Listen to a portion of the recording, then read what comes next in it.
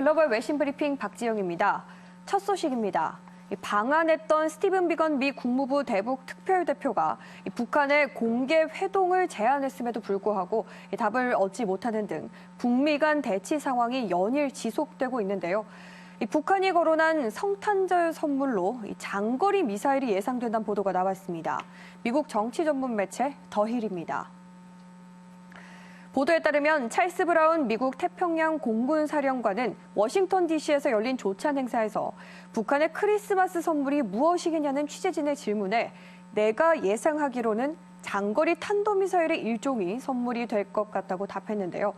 그는 이어서 또 그 시점이 성탄절 전이냐, 성탄절 당일이냐, 또 신년 이후냐의 문제일 뿐이라고 덧붙였습니다.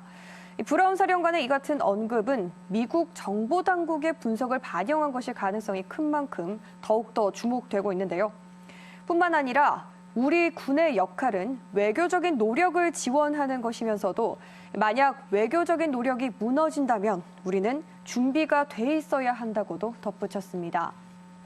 그러면서 구체적으로 우리는 이미 미리 생각하고 살펴보고 있다면서 우리가 2017년에 했던 많은 것이 있기 때문에 바로 이용할 준비도 돼 있다고 덧붙였습니다. 이처럼 북미 관계에 대한 우려가 점점 더 커지는 가운데 현지 시간 16일 중국과 러시아가 유엔 안보리에 이 대북 제재 완화를 요구하는 결의안 초안을 제출한 것을 두고 미 국무부가 지금은 대북 제재 완화를 고려할 때가 아니라면서 부정적인 입장을 밝혔습니다. 구체적으로 국무부는 현 단계에서는 제재 완화는 시기상조라고 못을 박으면서 북한의 도발 중단과 또 안보리 결의 준수 그리고 협상 복귀 등을 거듭 촉구하는 한편 국제사회의 단일 대우에 대한 유지 필요성도 강조했는데요. 한편 중국과 러시아는 그동안 안보리에서 대북 제재 완화와 해제를 지속적으로 촉구한 바는 있지만 이를 제재 해제 결의안 제출이라는 행동으로 옮긴 것은 처음인 것으로 알려졌습니다. 이에 대해서 미국 국무부 대변인실 관계자는 북한은 도발 고조를 위협하고 또 비핵화 논의를 위한 만남조차 거부하고 있으며 금지된 대량 살상 무기와 탄도미사일 프로그램들을 계속해서 유지하고 또 향상시키고 있다고 비판했는데요. 그러면서 미국은 이것을 다 혼자서는 할 수 없다며 유엔 안보리 회원국들은 북한이 반드시 도발을 피하고 유엔 안보리 결의에 따른 의무사항을 준수하며 완전한 비핵화를 달성하기 위한 지속적이고 실질적인 협상에 함께 참여해야 한다는 점을 일치 단결된 목소리로 말해왔다고 밝혔습니다. 한편 마크 에스퍼 미국 국방장관 역시 현지 시간 16일 북한의 도발 가능성을 경계하면서도 외교적인 노력에 대한 희망의 끈은 놓지 않고 대화를 통해서 문제를 해결해야 한다는 점을 역설한 것으로 알려졌습니다. 다음은 브렉시트 관련 소식입니다.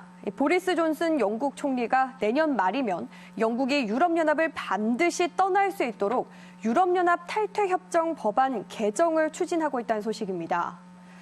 총리실이 준비하고 있는 새로운 탈퇴협정 법안을 좀 들여다보면 브렉시트 전환기간이 2020년 12월 31일에 종료되고 유럽연합의 연장을 요구하지 않는다는 내용이 담길 예정으로 알려졌는데요.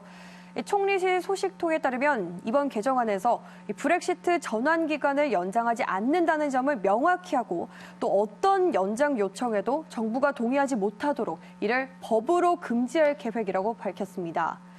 이처럼 브렉시트 전환 기간 연장이 없다고 의지를 다지고 있는 영국 정부와는 다르게 유럽연합 내부에서는 이 전환 기간을 늘리는 방안을 검토할 것이란 목소리가 계속해서 이어지고 있는 만큼 앞으로 영국과 유럽연합이 과연 어떤 합의를 이뤄나갈지 귀추가 주목되고 있습니다.